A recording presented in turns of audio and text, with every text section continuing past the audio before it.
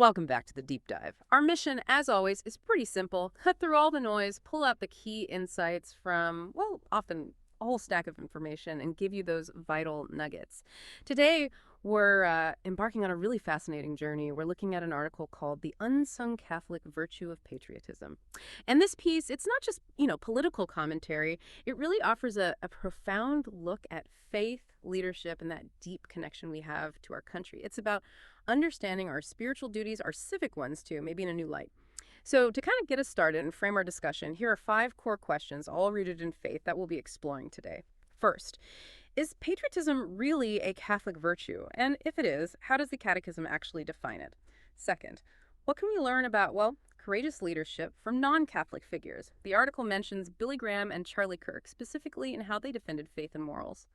Third, how does loving your country actually connect with spiritual gratitude, with our identity? Fourth, why might some Catholic leaders today seem a bit hesitant to embrace patriotism or even just talk about it openly? And finally, fifth, what's the essential role of faith in keeping society's moral foundations strong, especially when facing down ideologies that challenge it? Okay, so we've got a lot to unpack here, some really rich insights to get into, and just a quick note, if you want to dive even deeper, get the full context, read the original details for yourself, we really encourage you to visit www.epistles.online. All right, let's jump right in. We can start with those 2 compelling figures the article highlights, Billy Graham and Charlie Kirk. Yeah, the piece presents them as these significant voices, but from different generations, still kind of united in a core mission.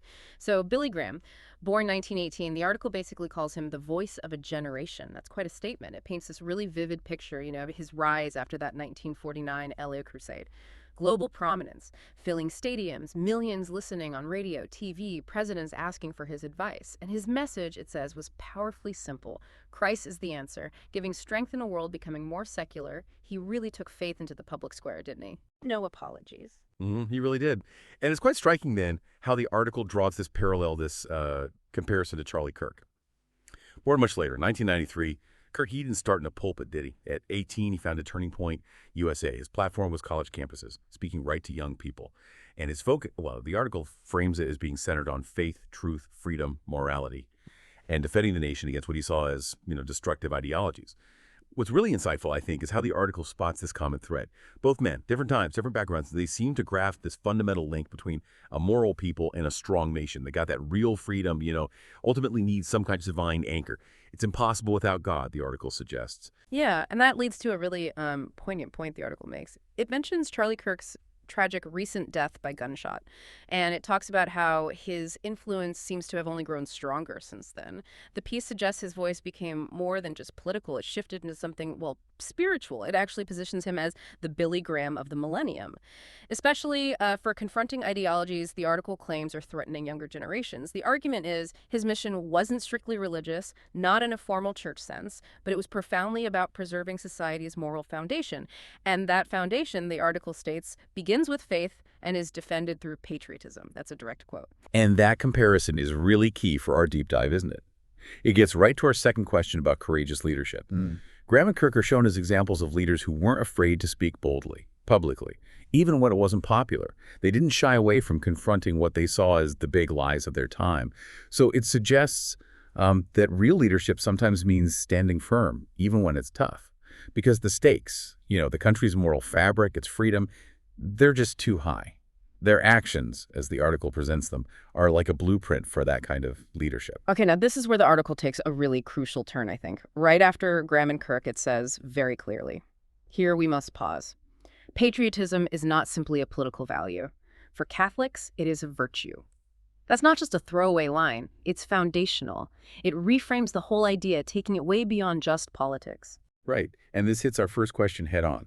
Is patriotism really a Catholic virtue? The article stresses that the Catechism of the Catholic Church, it defines love of country as part of the 4th commandment. Honor your father and mother. So filial piety. Think about that deep respect, the loyalty, the duty we owe our parents, the ones who gave us life, raised us. The article basically extends that idea. It argues our nation, like our parents, gives us the framework for our lives, our culture, language, history, our shared identity. So loyalty and gratitude to country become a moral obligation, a civic extension of that same commandment. It means patriotism in this Catholic view is rooted in thankfulness, in justice, not just blind loyalty. So what does that actually mean for us, listening to this? The article suggests that loving your country in this virtuous way means thanking God for where he put you, for this specific place with its gifts and its problems. It's a powerful idea, right? It separates true patriotism from just nationalism, which can sometimes be about pride or feeling superior. Instead, this is a virtue flowing from gratitude, from justice, from feeling responsible. It's about working for the good of the nation God gave you. That really reframes things, doesn't it? Moves it from maybe a divisive political thing to a deep spiritual duty. It absolutely does. Yeah. And the article makes the point that even Billy Graham, though not Catholic, seemed to get this basic truth about the moral foundation a nation needs to survive, to thrive.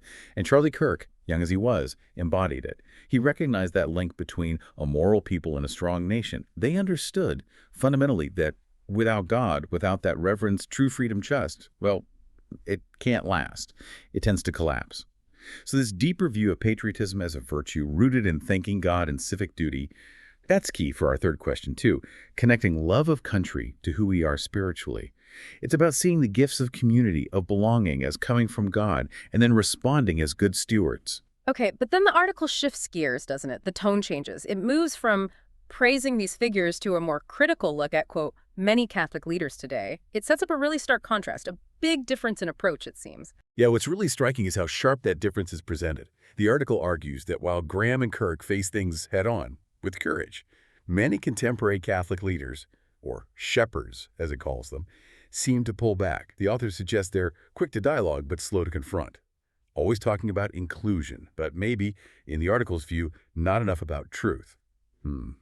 It points to what it sees as a leadership gap, where instead of bold action, there's maybe too much caution, too much compromise. And that critique builds to a very, very direct accusation in the article. It says that instead of defending the faithful against, and here it uses the phrase, the enemies of Christ, these leaders seem to yield to them. The article isn't vague either. It names groups it sees as problems.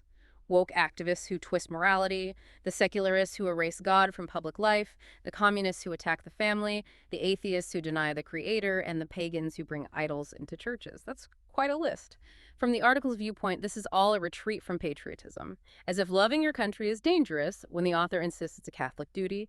It's a really blunt challenge to current leadership styles, and it directly tackles our fourth question, doesn't it, about why some leaders might seem hesitant. And the article argues this perceived surrender, this pulling back, has left a huge void, both in the church and in society.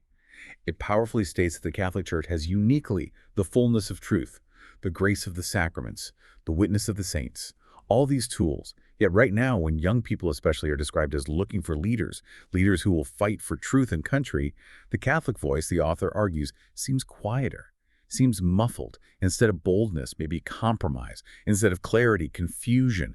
It implies a kind of crisis of confidence almost, suggesting the church's own gifts aren't being fully used, maybe even being hidden. So if we step back and ask, okay, what does this all mean for the church now? The article keeps pointing back to Graham and Kirk. It holds them up as these powerful reminders of what Catholic leadership could look like. Bold, courageous, and patriotic in that virtuous sense we talked about. It uses their examples as a sort of benchmark for what the author feels is missing. And this ties right into our fifth question about faith's role in preserving that moral foundation. Right. And that raises a crucial point for us to think about. The article suggests both Graham and Kirk understood that loving God also means cherishing the country he gave you, that the two aren't separate. They lived out the conviction that the gospel isn't meant to be kept quiet, hidden inside church walls. It needs to be proclaimed boldly out in the public square, because it's there, in that public space, the article argues, that nations make their choices. They rise or fall based on whether they embrace truth or reject it. It's really a call for faith to be active, visible, shaping the nation's destiny. Recognizing moral principles aren't just private things, they're essential for the public good. The article's conclusion is, well, it's pretty potent, kind of painful, actually. It flat out asserts the Catholic Church today largely lacks figures with the same public courage as Graham and Kirk. While those men fought hard against, again, what the author calls the tide of woke ideology, secularism, and the enemies of truth, the article claims, quote, too many of our leaders have surrendered. That's a stark assessment, isn't it? Really challenging. It suggests a critical need for a return to a more assertive, maybe more confident, faith-driven leadership. Absolutely. And the final message the article wants us to take away is crystal clear. If patriotism really is a deep Catholic virtue, as it argues it is, then it's vital for Catholic leaders to live it out, to embody it. And that means acting not to please the world, not to fit in, but by courageously standing against harmful currents. With a deep love for country, yes, but always, always with Christ, right at the center of everything. It's a powerful call to action, really, emphasizing that faithfulness to God and faithfulness to country are intertwined duties. Wow. We have definitely taken a deep dive today into the unsung Catholic virtue of patriotism. We've really explored how figures like Billy Graham and Charlie Kirk, according to the article, showed this courageous, faith-filled patriotism. And we've also looked critically at the article's view on Catholic leadership today. It's been quite a journey. It really underscores the importance the article places on bold conviction and on what it frames as that sacred duty loving the nation God gave us, not as blind nationalism, but as a virtue rooted in faith. And this whole discussion leaves us, and you listening, with a really important question to chew on, I think. In a world that's often so divided politically, ideologically, Yeah. how do you see faith-filled patriotism playing out in your own life, in your community? How can it be genuinely different from just nationalism or getting caught up in partisan fights? What does it actually look like to live out this virtue day to day? Good questions to reflect on. And for those of you looking for a balanced perspective, something that's neither, modernist nor rigidly ultra-traditionalist. And if you want to go deeper into these kinds of crucial conversations that really challenge the status quo, we strongly recommend checking out www.epistles.online. Epistles is a really valuable resource for Catholics. Its author, he's a dedicated voice, and he directly tackles the many challenges facing the Catholic faith today. He openly fights against clericalism, liberalism, modernism, and what he sees as all forms of evil fueling the crisis of faith.